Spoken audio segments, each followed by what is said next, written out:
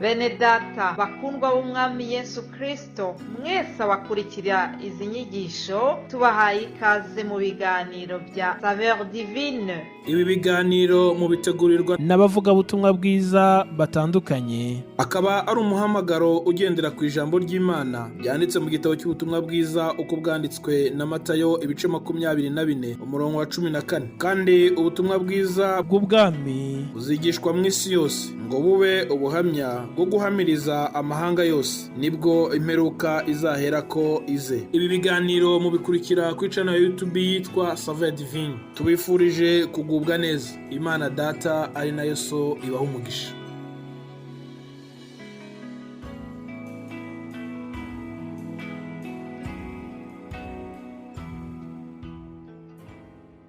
Ndabaramukije bakundwa nshuti z'umusaraba, imwene so MUTUYEMUNGU Jean-Pierre ubaramutsa. Ndakwifuriza umugisha w'Imana, ndakwifuriza gutabarwa guturuka hera hava mu ijuru, ndakwifuriza imbaraga Imana itanga, ndakwifuriza ubuzima Imana itanga. Gusabiye umugisha uva ku Mana. Umugisha uva ku Mana uzana ubukire n'icyubahiro n'ubugingo, kandi nta mubabaro yongeraho. Imana ihabwe icyubahiro.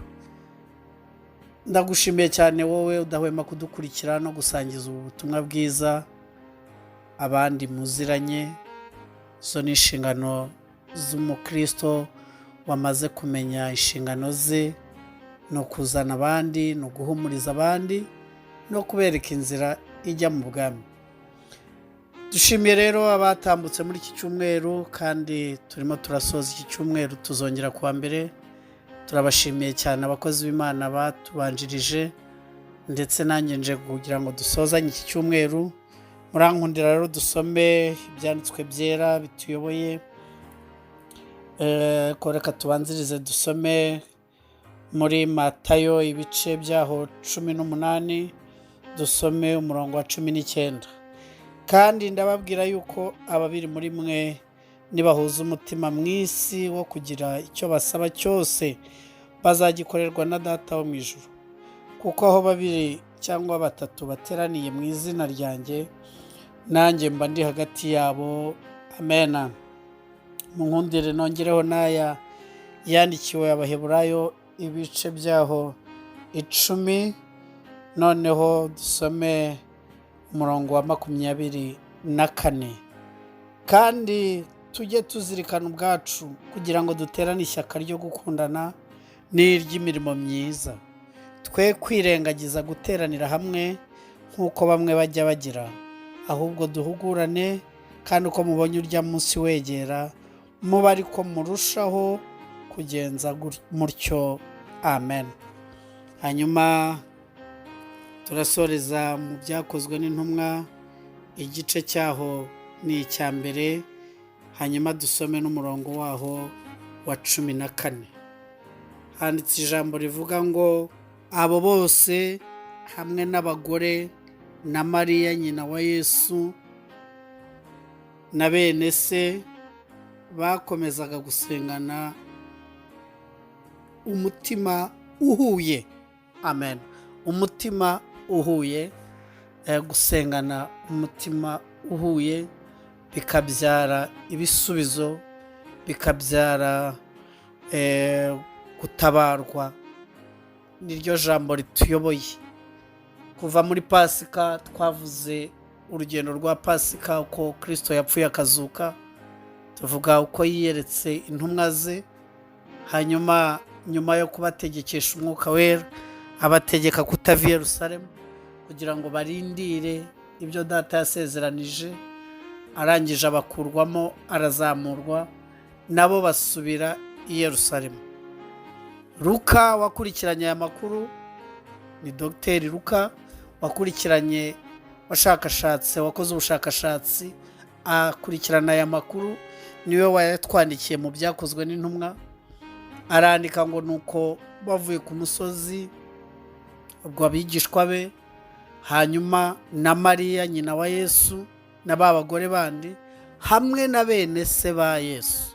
Yesu yagiraga bene se bo ku mubiri, abo twakwita bene se, abo bavukana aribo ba Yakobo na ba Yuda. Yagiraga abandi kuko nyuma y'uko Mariya abyaye Yesu yabanye na Yosefu nk'umugabo n'umugore, abyara abandi bana, kandi icyo ntabwo ari icyaha. Ahubwo amwe mu madini sinzi impamvu avuga ko Mariya atabyaye, ariko hano yari ari kumwe na bene se nabo baje kumwizera. Harimo Yakobo, harimo witwa Yuda, ari nawe wanditse uru rwandiko rwamwitiriwe igice kimwe. Amaze kwizera, amaze kubona Kristo uko apfuye akazuka, nawe aramwizera. Mbere ngo ntibamwizeye nk'abana basangiye ubuzima mu rugo, ariko babonye imbaraga zimuzuye, bamubonye ko azamuwe mu ijuru, noneho barizera. Nitutizezwa n'ibyo Kristo avuga, twizezwe n'imirimo ye. Haleluya! Yesu arakora no kukurinda no kubugejeje uyu munsi, ni imbaraga ze. Tumushimiye ibyo abayakoze, tumushimiye aho abayagejeje, n'ibindi bisigaye nabyo azabikora. Haleluya! Kwizera ni ukumenya neza ibyiringirwa, udashidikanya ko bitazaba. Uhumure cyane, umutegereze wizeye. Amahame abiri tubonyemo aha ngaha. Ihame rya mbere mu gutegereza, mu gusenga, ni uko abantu bagomba guteranira hamwe.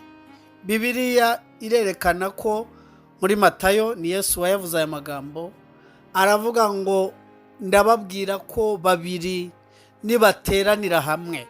Imana ishimwe.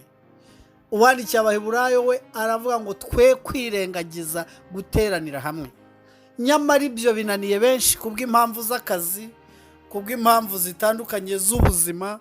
Ibyo binaniye benshi, ndetse bafite n'ubuyobe buvuga ngo kujya mu nsengero no guteranira hamwe ntacyo bimaze, nzasenga njyenyine. Ariko Bibiliya itweretse ko ihame rya mbere rikomeye ni uguteranira hamwe. Imana ishimwe. Bateranira hamwe. Ihame rya kabiri ni uguhuza umutima. Rya gatatu ni ugusenga.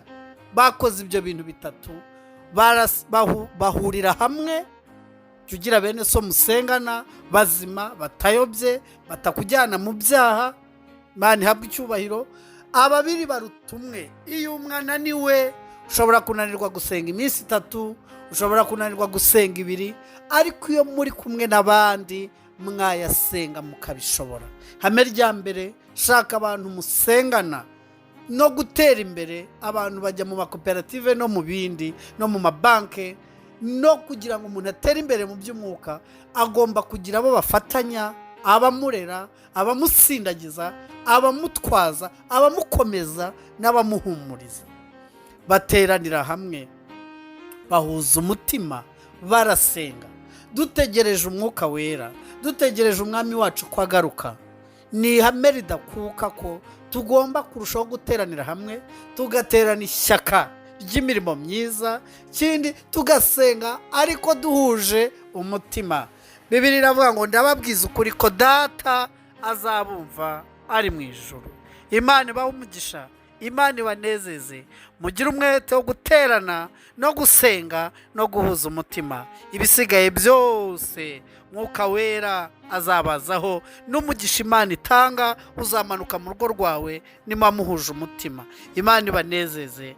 Ugire weekend nziza. Kuboko kwiza kw'Imana kubane nawe mu izina ry'umucunguzi Yesu. Amen, amen, amen.